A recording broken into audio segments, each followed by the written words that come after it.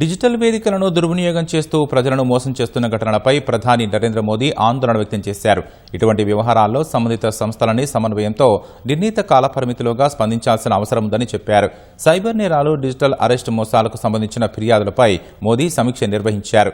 Cyber మోసాల కేసుల్లో తక్షణ స్పందన కోసం రాష్ట్రాలు E0 FIR విధానాలను అందుబాటులోకి తెచ్చేలా కృషి చేయాలని ఆయన సూచించారు.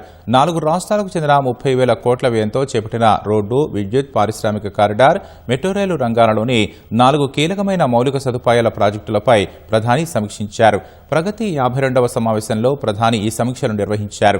మౌలిక సదుపాయాల ప్రాజెక్టుల సమర్థవంతమైన ప్రణాళిక, సకాలంలో అమలు కోసం పీఎం గతిశక్తి జాతీయ మాస్టర్ ప్లాన్ను ఉపయోగించుకోవాలని ప్రధాని సూచించారు. క్షేత్రస్థాయిలో తాజా పరిస్థితిని ఈ ప్లాట్ఫామ్ ప్రతిబింబించాలని, తద్వారా అడ్డంకులను ముందుగానే గుర్తించి ఏజెన్సీల మధ్య సమన్వయం మెరుగుపరుచుకోవచ్చని పేర్కొన్నారు. టీబీ ముక్త్ భారత్ అభియాన్ పైన మోదీ సమీక్షించారు. ఇందులో ఏఐ, డిజిటల్ సాంకేతిక పరిజ్ఞానాన్ని ఉపయోగించుకోవాల్సిన అవసరం ఉందన్నారు.